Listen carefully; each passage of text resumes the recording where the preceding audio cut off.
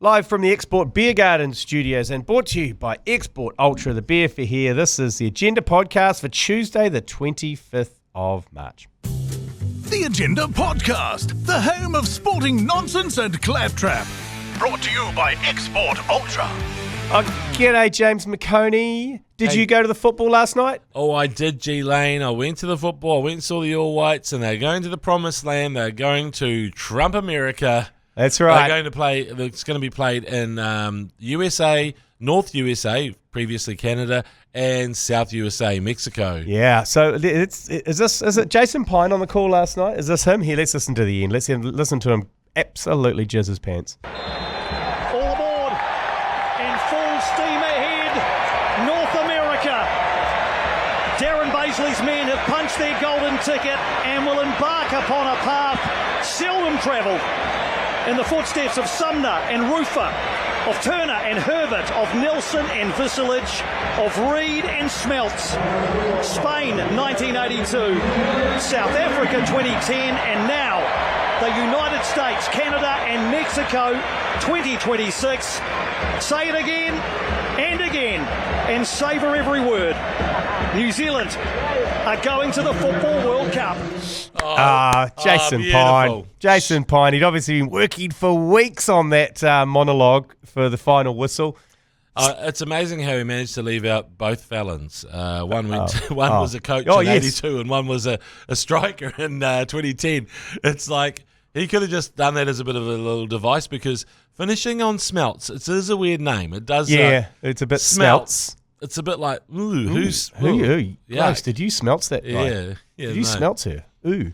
But, landing on Smeltz as your last surname, that's like my only critique of the monologue, is you finished on Smeltz. Yeah. Also, let's be honest, a different path to the World Cup this time. It's extended to 42 teams, I believe, the next World Cup. It's the Fokker World Cup, Remember Gaylord Fokker, Greg Fokker from Meet the Fockers and Meet the Parents fame?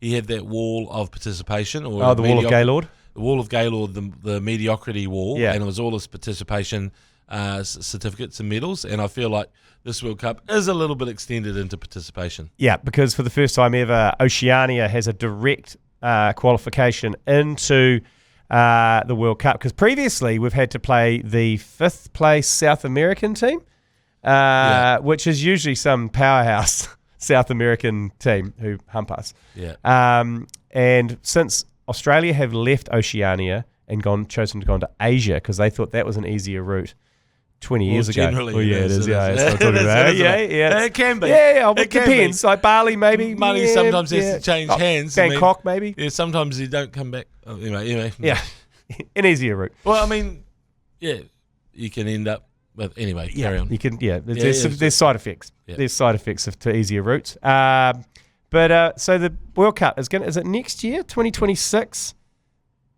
Yeah. Yeah, it is next year. Right. Okay. I was just trying to work that out. That'd be a great one to go to, because have you seen some of the venues that are lined up over in America? Some of they are juicy, and there's some great cities. They are juicy in the sky with diamonds. There's like, obviously people are starting, even when I just interviewed Chris Wood, no, not meaning to name drop, and Tommy Smith. What's wrong with Chris Wood? He's not. Smeltz wasn't there. He's not too injured, is he? No, he's all right. Just a dance floor injury, a bit of a twister injury. Yeah. He was sort of going, Miami would be nice, New York would be nice. Yeah. But then, look, it's all around the place. If we go to Mexico, I reckon that'll be the coolest. That'll be crazy. The temperatures will be sky high. I need to lose that weight, so I need to go to Mexico. But then, the Northwest with old Seattle and Vancouver, which are both driving distance apart. Yeah. You can have a good time up there, in the Pacific Northwest. And having just come back from Vegas and experienced my first live sport in America, they'll do it well. They know how to do sport, and big sport as well. So the World Cup's going to be, I reckon, mark it on the calendar, go hire a Winnebago, drive the length and breadth of the USA, follow the team. I'm going to be top and tailing with Piney at this stage. Hey, I was going to do that. There's going to be a lot of people sleeping with Piney. Can we do a thruple, top and tail, top tail? Yeah, well, you can't. You need, 4 though. 4 would, you need the 4 just to even that out. You have to bring Joe Jury with you wherever you go. Totally. Otherwise, I have to. Otherwise, I'll never make it home. Oh my God. I'll never make it home, James. I'm trying to work out who's the worst influence on. Is it him or you on tour? It's you. It's you. It swings and roundabouts. Like, I had to put him to bed once in Vegas. I carried him to bed. I carried him like an officer and a gentleman. I carried him. Yeah, I carried him. Shit, that's He's a big decent man. lift. He's a big man. Lifted him to the lifts, got him upright, put him to bed, and then in breakfast he's like, "How'd I get to bed?" I was like, "Wow, it was romantic. It was very, very romantic." I put my back out. Yeah. So okay, well, yeah. Let's all eyes on the World Cup. All aboard, like Piney said. Boop. He actually part of his all aboard. Can we listen to the first part of that? Yeah, audio? they punched the golden ticket. He forgot to, after say all aboard the Express. I think he just sort of say something like bound for. Let's have a listen. Okay. Let's have a listen. All aboard in full steam ahead, North America. And here we Darren come. Baisley's men have Need to punched be their here we goal. come. Yeah. Need to be here we come. Yeah. That was the only thing missing as well. And Yeah. here we come. Why a train though? Well, exactly. It should be some sort of plane. He should be trying to get on a flight. He should be saying, Yeah. Kia ora in New Zealand. I want to, can you please fly me? Jump on the 777. We're filling the plane. I don't know. Get ready for your boiled lollies. I love them, by the way. And then, yeah, just all of that sort of stuff. Okay, well, keep going through because I quite like punching the golden ticket. It's like punching the. It's something else that you do with punching the Rusty Sheriff's So badge. he should have come in with a here we come. Tongue punching the Rusty Sheriff's badge. Is that what he said? Yeah, I think the smelts box. Okay, let's hear it again. All aboard in full steam ahead, North America. Here we come. Darren Baisley's men have punched their golden ticket will embark upon a path seldom travelled. Yeah, okay, cut out there. Yeah. Okay. So, that did sound sexual. So I think that's a coded message to his wife. Is it? That he's going to come home and punch the golden ticket? Yeah. Yep.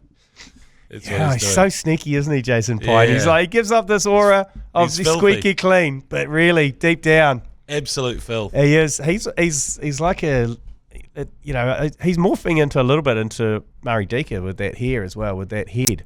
We could do the Murray Deaker challenge on Piney with the plunger. He is morphing into a used car salesman. Did you see his electric blue suit that he had on with a golden tie last night? Oh, does he dress himself or does he get dressed by Sky? I think they get dressed by Workshop or Working Style. Well, maybe, but it wasn't Sky last night. Wasn't it? Oh, it was TVNZ. It was the Model's Own. Oh. It was at the public broadcaster, the state broadcaster, TVNZ. Oh, they got no money, so that definitely would have been his suit. It's his electric blue suit. It's his electric blue suit. Stop playing with your ball. I can't help it. I'm a very tactile. If I'm not whacking off my microphone, I'm playing with my balls. It's just coming through the mic. I can hear it. Oh, can you? Well, when you were down on the desk. Flash. Savior of the universe. Okay, take a quick break, and we're going to break down the Super Rugby action from the weekend, including the best WWE manoeuvre ever seen live on TV. Right, let's start with Moana Pacifica Chiefs. James McOnie, you called that game on the Friday night. Yes, I did. The scorecard makes it look convincing. But however, it was a game of two halves on a Sky Open Thursdays 8:30 p.m. Guys, see Keezy and Manaya and all your favourites. Look, it was weird because the Chiefs just looked like they had it in the bag. Loving it in Pukekohe, just in the old potato town. There's a lot to love there. Yeah. The grass embankment, one of the great grass embankments in world sport, and good crowd. So they went up, scored 30-odd points in the first half, and then second half, Moana just came steaming back, and it was kind of weird. They almost got a call from the TMO where they went, yeah, have it. Like it looked like he'd lost the ball, but they went, nah, there's no separation, just go for it. And they got to within 8 points. But the most impressive part of the day was, would you please give it up for Savage, Tom Savage, the captain of Moana, this Englishman. His pythons were sick. Someone call fucking Australia Zoo because we need a veterinarian in the house because he's got these massive guns. And Did he roll up the sleeves? He rolled them partly up. They were just like bursting out of his jersey. In the superhero week, I don't think Moana were given one. They should have been given Black Panther, and they should have had him in his own superhero costume in the middle of the pack because he has got proper guns. I'm telling you. Did Moana have a buy?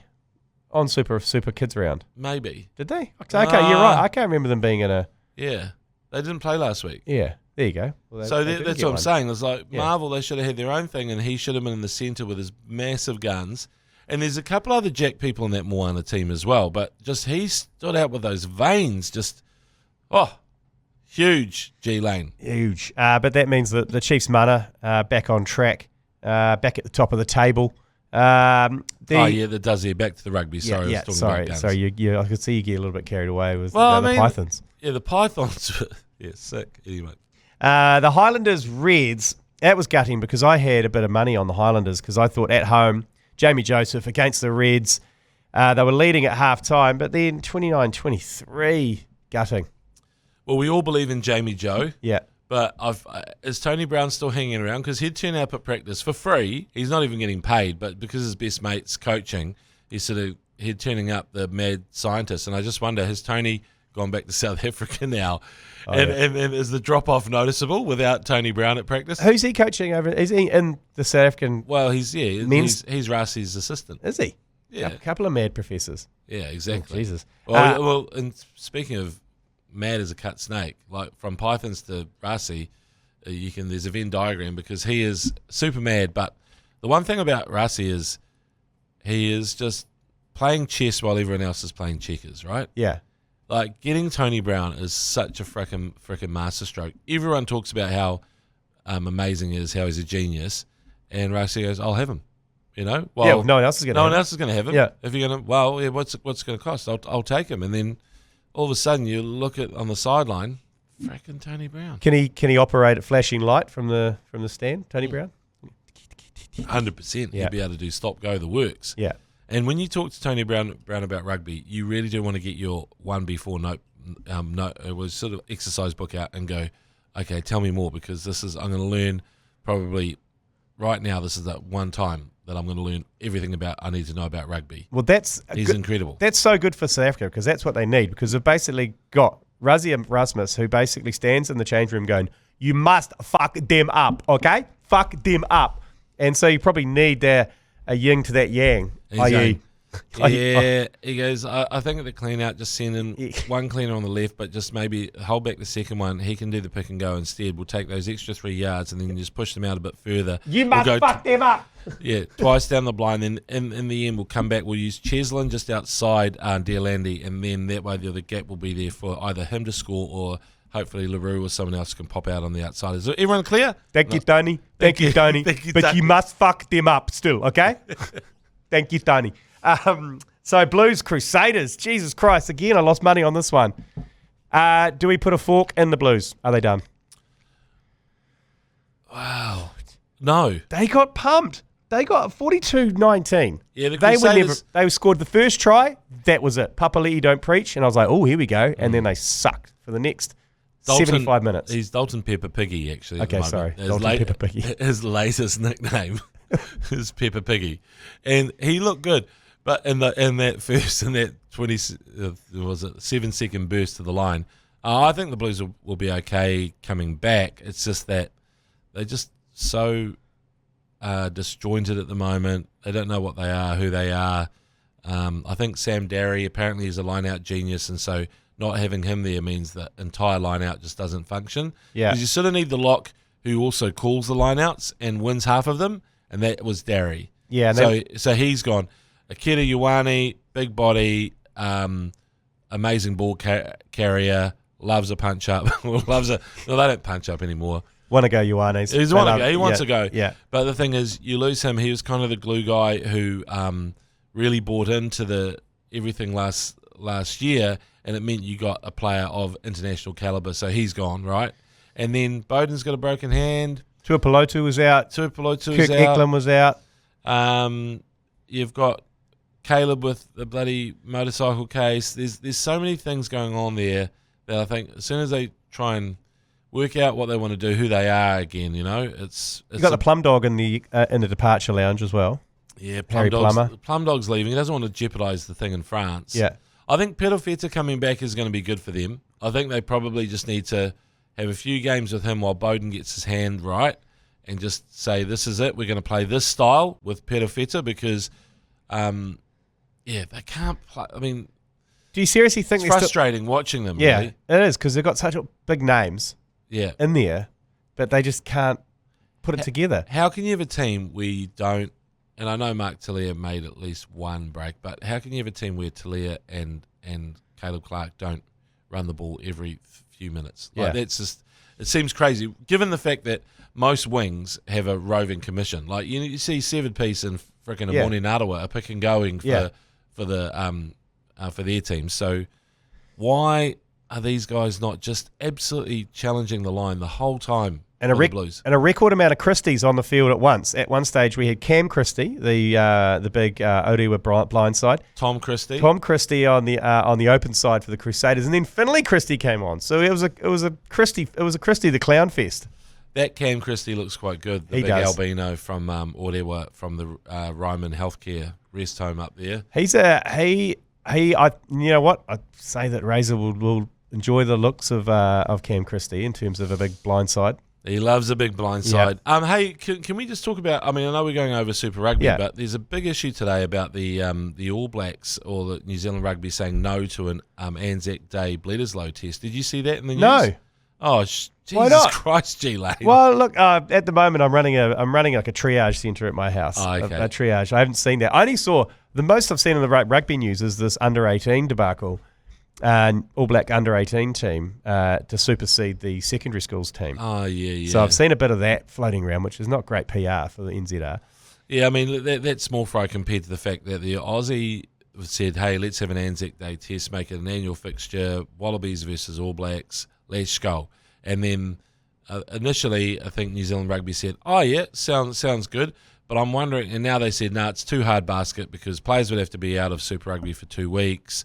Why 2 weeks? I don't know. I'm just saying, don't say why 2 weeks. I'm just telling you what they're saying. I'm not fucking New Zealand Rugby. Well, you should be. You're in the know. But why? You 2 weeks? I know exactly, but I'm just telling you. Fucking hell. Why 2 weeks? Why 2 weeks? You can't not know about the story and then suddenly have problems with the story. So I've got problems with it as it's developing. And then they said, I reckon there's some stuff about the financials that they're not happy with because, it's Aussie's idea. So clearly they sort of they said, and it would work like this, with our stadium of 100,000 people, we get all of this. And then your stadium of 55,000 people, you get sort of half. But anyway, I'm not sure I don't know the financial side of it, but it seemed like a great idea. And why the freak aren't we doing this? Because you can't just Anzac Day would be amazing. Yeah. And do you know what? Rugby League would get all over that immediately. Well, Rugby League tried it, right? And it died a death. And then they said, well, no, we've got 2 big traditional fixtures. There's the Roosters versus St George, and now I think Melbourne and the Wars have started to get on the Anzac Day. Yeah. But this would blow everything out of the water if they did it. And Aussie's keen. And I'm like, you don't often have what do you call it? Like, it's a gift horse, right? Yeah. And we're looking it in the mouth. It is, and it will be accounted as a Bledisloe? Or well, it doesn't really matter. It's just like, it's just freaking, it probably would, but I mean, it doesn't, if you said it's not a Bledisloe, they'd still take it, right? Yeah. They'd still say fine. Well, should we put a team together? Could we do that? Of unsigned, like players who are all playing overseas. Richie Mwanga will come back. He'll play. Mm. So we just get basically Brodie Retallick. With your mates at Duco, get them involved. There you go. We'll get Simon Porter involved. I'm sure he's got, I'm sure we could get together a 23. Overseas New Zealand 23 to come back and play Australia. But it just seems like such a missed opportunity. I'm sort of going, hopefully this is just maybe their first bit of saying, no, you've got to come back. Yeah, is this the negotiation? Is this where someone's going to come back and say nice things about us and say, we really think you are cool and we think the Fern is the most recognisable, important logo in world sport, bar none. No one's bigger than you. Forget the Yankees, forget the Cowboys. It's you guys. And then New Zealand Rugby goes, thank you. We just needed to hear that. And then they get together. They get together and just play the freaking game. Okay. Oh, well, we'll see how that plays out. Interesting, though, if that is a tactic. I don't think it is. You don't really come out in the media as a negotiation tactic, do you? Because Australia be like, well, fuck you then. They don't care. No, but the thing is, you got to realise how close all these guys are. When they go to those World Rugby meetings, who is Mark Robinson hanging out with? It's Phil Waugh from Aussie. Yeah. They're mates. So at the moment, they're just mates saying, nah, it's not going to work for us. But who knows? Maybe there's, it could get rekindled. But it's not going to happen this year, right? No. I mean, That's too late. Forget about it. Forget about what's like a month away. Kind of. Could we do it? We rustle a team up? Rustle a team up. Hey, biggest highlight of the weekend, though, for you was Brumbies Waratahs and the return of the suplex into Super Rugby. Yeah, what I liked is the commentator sort of described it as I can't remember, was it a stomach to shoulder suplex? Like, he had this technical term. We'll find the audio and we'll play it here. But anyway, that was Tom Hooper from the Brumbies flipping over one of the Tars. But it was such a full flip. It reminded me of back in the day, me and my best mate, Johnny Rogers, Buck Rogers, we would do that as our party trick, which was wrestling moves. Yeah. And so we'd do the suplex. We'd finish with the suplex because initially there was a really good sort of clothesline maneuver. He could take a pratfall. He was an amazing physical comedian, now teaching in Vietnam with his wife over there, making some money. And so Still wrestling? No, I don't know, actually. I reckon there'd be a niche market for it in Vietnam. He'd be a hit over there. White guys wrestling in a ring. Well, he looks a bit like Jim Carrey, so it'd be like White Devil, from Ace Ventura 2. Great movie, one of the great sequels, by the way. Go and see it, 5 stars. The thing is, seeing a suplex, you see them every now and then, but that one was a clean, perfect WWE suplex. Yeah, there was no danger involved. No, there was no one got spiked into the ground. There was no scorpion. It was just a straight back flip, straight over. It did seem like it was coordinated. Yeah. But when the guy got flipped, he was like looking at the ref with his eyes wide open going, come on. And then he had to send them off. Oh, stink. Well, Ben O'Keefe was like, look, I loved it, but I'm sending you off. Is there for a yellow anyway. Is there room in Super Rugby for a pile driver? I know, that's the head between the knees, isn't it? Yeah, and that's you put the knee to, and then you drop down. Yeah. What about a DDT, Jack the Snake? Oh, yeah, the DDT. That was a good move, and you know there is no way that is a knockout move because the guy is kind of facing the floor, and then he literally lands with his hands on the floor, and they pretends that he's hurt that it's a real the DDT. You know, there's no getting up from that, and then they have to roll him over, like a carcass. Like a carcass. 1, 2, 3, he's out of there. What I got an idea. One of my favourite wrestlers was Superfly Jimmy Snuka. I love Superfly Jimmy Snuka. Superfly Jimmy Snuka little guy, but he used to get up onto the top corner rope and pretty much fly pretty much 3/4 of the distance of the ring and then land on the person as his signature move. So did Coco Beware, by the way. Oh, okay. He used to sort of do the flying. Coco Beware. Yeah. But here's the idea. Yeah. Put Finlay Christie into the line out and don't compete for the ball. Just throw him at the first 5. So as the first receiver gets it off the line out, you biff the smallest dude in the team, Superfly Jimmy Snuka, towards the first 5s and just snot him with a flying. And you say he's not offside because he's not touching the ground. No, he's in the air. Interesting loophole, G Lane. Completely ridiculous. But that's what we're here for. I just want to see in the replay. I just want to see this ginger ninja just flying through the air, Superfly Jimmy Snuka towards the first 5. That's all. Can the record show, please, that I suggested we should be playing a Bledisloe test on Anzac Day, and G Lane's suggestion is that we should throw a ranger at the first 5 in the air. Yeah, I can note that down. Ginger, a lovely little, and the thing is, he'd probably go for it. Yeah, I think he would. Yeah. He's a good guy. From the cricket desk, the one-day team for the Black Caps Oz has been announced. Wellington duo Mohammed Abbas and Nick Kelly are the new faces in the Black Caps 13-man squad. Pretty sure Paul Ford leaked this news on Sunday night during the commentary when he got a text from someone saying they were tuning in hoping to hear us talk about their mate Nick Kelly being named in the ODI squad. So the full squad: Tom Latham, Abbas, Adi Ashok, Bracewell, Chapman, Duffy, Nick Kelly, Daryl Mitchell, Will O'Rourke, Ben Sears, Nathan Smith, and Will Young. I'm kind of wondering why I'm not really getting into this series. Couple of reasons. I've gotten into rugby too much and I've gotten into the league and I'm full winter mode and this has come along. But also, all of our best players are playing in the IPL. They've all gone. I know, and that's why I watched the IPL the other night and I just thought, there weren't any Kiwis in the game, I don't think. Their opening game, was there? No, not the opening. I think the next one was the next Ration. one. Yeah. But it's a bit gutting. And also the IPL, I mean, yeah, cool.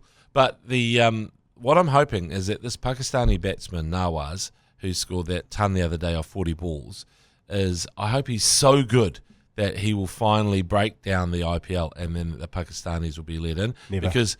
But the thing is, G Lane, you can say that, but sometimes, whatever you call it, like grudges, they can dissipate, they can end, because there were Pakistanis who played before. Shahid Afridi at the start. No, in the first year of the IPL. That isn't never. The first, and then some skirmishes happened, and then they shut them out again. Yeah, but this is the thing, is I think that I just reckon that Nawaz, if he's that good, and the political climate changes, I reckon that's my biggest hope, really. You'd get Fakhar Zaman and Babar Azam before Nawaz, wouldn't you? You would. Yeah. You would, because they would totally qualify right now. But imagine if this guy keeps going on. I mean, he's got out for naught. He did get 0, 0, 100, 1. Yeah. Well, that's the life of a slogger at the top of the order, isn't it? Totally. It's totally. But the thing is, that knock, though, holy shit, what a knock. That was everything was going his way. That night. But also, I've just noticed Kane Williamson has chosen to commentate the IPL as opposed to playing for New Zealand. So he didn't get selected, so he's just gone into commentary. So he's part of the IPL commentary team. So he's even he doesn't give a shit about this series. I'm looking at a painting of Kane Williamson here in the ACC Export Beer Garden studio, and I'm just going, that saddens me. Yeah, well, that's what and then that kind of justified the fact that that's why I'm so a little bit apathetic towards the whole thing. I'm like, oh, what is the point of this? But this is the thing. Who are our cricket reporters? There needs to be an investigation. Where's the investigation into this? They've all been fired. Do our cricket media, they're so far up the black caps jacksies, just like yourself and Jeremy Wells. At least you're saying it, but why is there no... Like this, that should be a big story. You're accusing me of being up their jacksies. I saw you at East Shody the other day. It was You're just jealous. It was like you're jealous. You said, why couldn't I be there? Yeah, I know. It was like a meet cute from a rom-com, and I was like, oh my God, look at you two. Get a room, and you're just playing some gutter ball in the NZME foyer, and it's like, I wanted to be there. I love Ishan, yes. What do you want me to do? Take him out the back and give him catching practice? I want you to. Has he dropped a few lately? Drop one. One skyer at Eden Park. Went in the lights and out of the lights. Exactly. It was tough. No, I guess what I'm saying is the cricket media seem a little bit soft on this, on exactly what you said, which is the Kane Williamson's commentating. Yeah. Why isn't he playing? Yeah. Is it because Kane Williamson is the only person they really want to interview, and so if they write it, all the cricket writers are like, Bag's not. Yeah. It's a bit sad. It's a bit sad because, look, I know that we're more entertainment media, and so we kind of like have a different relationship. But if you're paid to write cricket stories for whoever it is, then get stuck in, mate. It's your job. Absolutely. So we got the coverage of the final dead rubber. Love a good dead rubber. It's where we do our best work, actually, dead rubbers. This Wednesday night at 7 p.m. It's myself, Lee Baker, and Jeremy Wells on that, since he's got no 7 sharp because it's on TVNZ1, you see. So he gets to come and call the cricket. So live and free on iHeartradio, thanks to Razine and Max Raft. Are you staying abreast, James McOnie, of the Daily Cherry Evans drama? No. So the man with the longest neck in town has announced he's leaving Manly. The club he's been at the start, at the end of the season, although Manly announced live on NRL 360 show that they have made a counter offer to keep the Giraffe. Should we bring Daly Cherry Evans to the Waz? I saw him get that back spasm the other day, and I thought, I get the same thing. You've got old man's issues now, because is he the oldest guy in the NRL? They said he's the only person born in the 80s, eh? Well, he started playing. Didn't he start playing when he was like 17 or 18 for Manly? Yeah, he was young. I saw it was a young cherub. It was a trivia question on the Matty Johns show. Who's the only player born in the 80s in the NRL? I think it was him. Daly Cherry Evans. Look, he's old. We've kind of got to the point where, even Sean Johnson, who's younger than, I don't know, Adam Reynolds, or about the same age as guys who are playing, but he said, no, I've had enough. So I think he's trying to say it's time. Yeah.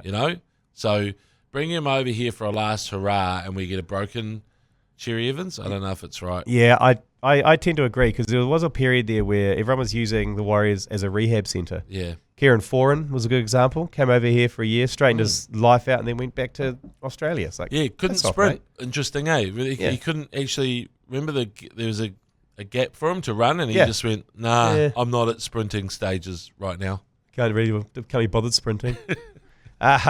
So this afternoon we've got a big event. This afternoon we've got the Super Lawn Bowls is back again. The trophy, actually, it's been taken down there. Basically, we go to the Mount Eden Bowling Club and we have a bowl off. You played last year. Unfortunately for us, Matt Heath won it with Finn Caddy and his blackjack. And we've basically heard about it every day since. Yeah. So it's a chance for some revenge here. And you're partnered with me, James. So hopefully you can make it along. Revenge porn. We're going to get some revenge porn on Heath. There's a Herald team. There's a Movember team. Steve Devine's playing for the Movember team. And each of us have got a blackjack. We've got Tony Grantham as our blackjack. Now, Tony... TG. TG is a good player, but last year he got stuck into the beers a bit too early and he was a real liability. We had a hot bowler bowling with us last year. You did. Yeah. She was a tennis player as well. And anyway, we were an absolute disaster. Finn Caddy, actually, not too bad, but yeah. Well, yeah, Scotty J. Stevenson played as well, didn't he? Was he on your team? Or was he on someone else's team? Well, I mean, you've pretty much hosting it 200 metres from his house, so yeah. I think he'll turn up to that. Oh, that's good. Okay, I don't know, Scotty J...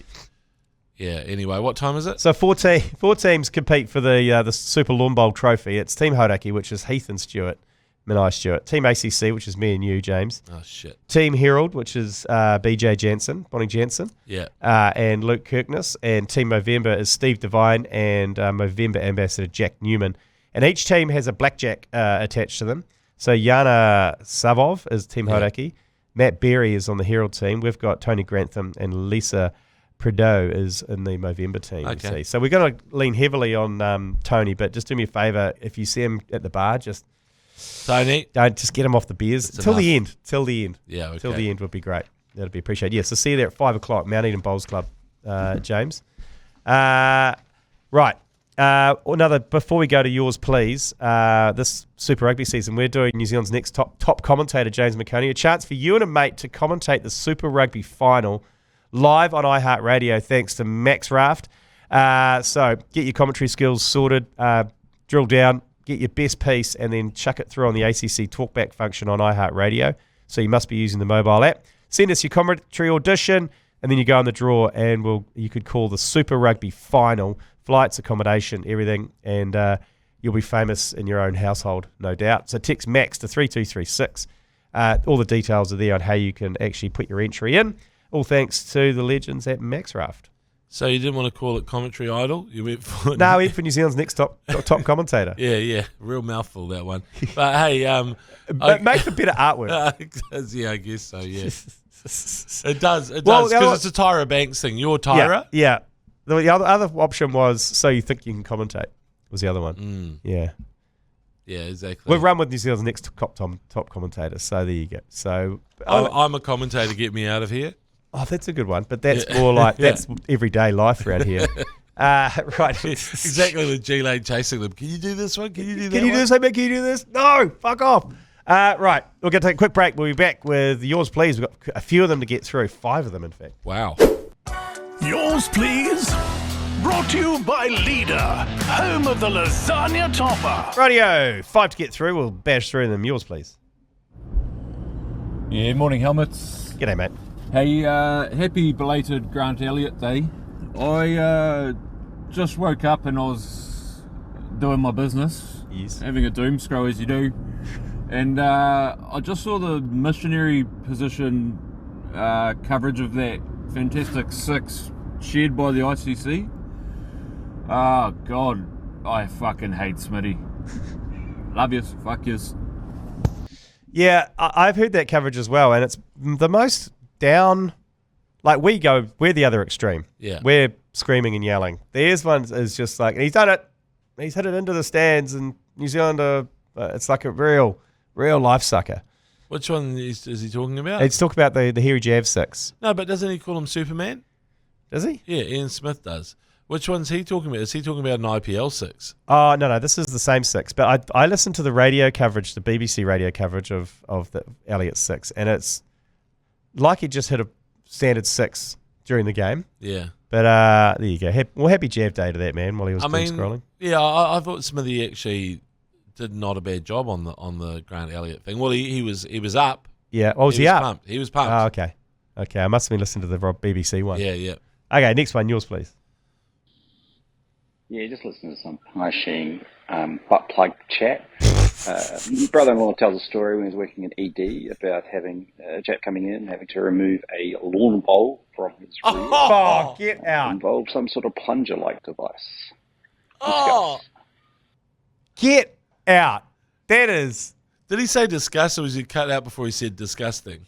I don't know. Discuss. How can we discuss a lawn bowl Like up your ass? on a day like today, we're about to play the Super Lawn Bowl with Auckland Bowls down at Mount Eden. We're going to have to attempt it. We're going to have to try it now. Yeah, we have to get okay, it. we'll rock off to see who has to take that. Okay. Next one, yours, please. Yeah, g'day fellas. Just on the indoor field athletics after big Tommy Walsh's win. How about they do something like they do in that bloody PGA TGL thing and biff them into a bloody wall? That'd be bloody exciting. Anyway, love yous, fuck yous. So it'd have to be a This very... is where you get Finn Christie involved again. Yeah, it'd have to be a very resilient wall if you're throwing a shot put at a wall. Yeah. But I can see where he's coming from because we discussed this. We discussed what's the difference between, for shot put anyway, outdoor and indoor. I know. Yeah. I mean, there's a few of those, isn't there? Yeah. It's the same size rock, isn't it, they throw? Yeah. It's the same. It's not a smaller circle they have to Same spin day, around. Same David. day, David. Don't open his mail, bitch. It's a bit of a problem. I guess, there's a few things like that. I guess the wind, whatever, because that's what the high jump is similar, right? And there's the pole vault and all that sort of thing. There's a bit of a, yeah. So he wants gamification of all of that. So what about high jump? How could you put high jump into a virtual screen? Do you just jump into a green screen? Yeah. Into a top bunk. I think, well, with the shot put, it only goes 22 metres, sort of around there is the maximum. I think Tom just threw just under that. You don't really have to change too much, The whole thing of that indoor golf thing is they're whacking it and the simulator decides, hey, that's a 300-metre drive. Yeah. So, I reckon a javelin would be good. Well, a javelin through the wall. Yeah, that were good. Maybe even turn the wall into a giant dartboard, and you've got to throw it from 30 metres. And then hit the 20. Yeah. Now we're talking. Yeah. So you go javelin into a big dartboard and some accuracy more than distance. Yes. But you could have a distance one where you go javelin into this kind of like almost like a spongy sort of surface. Yeah. And it sort of absorbs it and then comes out and it goes. That's a 90-metre throw. Well, the hammer throw? No, that's a bit. Well, you could kill people. Cumbersome. It's a bit cumbersome. Both those things you could kill people. Discus? You could do it with the discus. Yeah. Potentially. Anyway. Next one, yours, please. Hey boys, just running off the success of Jav Day, I think we could probably add in Lomu O'o. We're a few months away from the 30-year anniversary in 1995, Cape Town, South Africa. And of course, let's not forget the black final, or the black over anyway, 2019 Cricket World Cup at Lords. We're coming on the 6-year anniversary of that as well. Look, I'm a big fan of O'o Day. I think Lomu O'o Day is actually, it's perfect. So, the 30th, but we should be celebrating that every year. Yep. And then it sort of lands, I'm guessing it's a May, June sort of time of year, so it's perfect. Smack bang in the middle of rugby season. Gets people excited because it's like bridging the gap between Super and All Blacks, and everybody remembers the GOAT, Jonah. Yeah, I'm not sure about that over at the Lords. I'm not sure that should be remembered. It should be buried. You don't want to have to people say, guess what happened on this day? It sucks. Yeah. Good idea, though. I enjoy that. We'll try and search out some more moments in New Zealand sport we can just rename just to give everyone's spirits up. Last one. Yours, please. Yeah, g'day fellas. G'day, Just watching the old New Caledonia, New Zealand Oceania playoff here after eating a whole fucking pile of meat on chips and fucking cheese, and I'm fully over fucking done myself. Anyway, Chris Wood got injured. They put the old spray on, gets up, jogs around, and then next minute he's subbed. I reckon the old Nottingham Forest fucking gaffer's got on the phone and said, get my fucking boy off the pitch. Yeah, your thoughts? Look, I definitely think that it was probably in the back of his mind. He's having a barnstorming breakout season for Nottingham. Yeah. So I think any sort of niggle, he was going to take himself off. Yeah. He was hobbling around a bit. It's not ideal, really. He sort of, he knew that it was probably just going to make it worse. So I think it's fair enough that you get off. We should be beating them anyway. I know the problem was the time that he came off. It's 0-0. Yeah. Shitting our pants, going, what the hell? But not a bad replacement.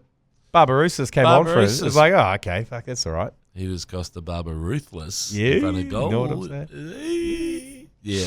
Anyway. So look, I've got no doubt that it would have been in the back of his mind. So, but I don't think the gaffer was on a direct line to the coaching change. Get him off! Well, we've got a direct line. Remember, with the ACC, you often see quite a few substitutes happen because of us. Yeah. Yeah. Yes, calling for it. But that's different, though. We've got Well, they ignore us most of the time, but we can be heard in the dugout. Yeah, that's right. James, thanks for joining us. Cheers. This morning, we've got a bit of commentary this weekend coming up for Super Rugby again, so tune in for that. Otherwise, have a great day. We'll see you this afternoon. You've been listening to the ACC's Agenda podcast, brought to you by Export Ultra. For more episodes, like and follow on iHeartradio or wherever you get your podcasts.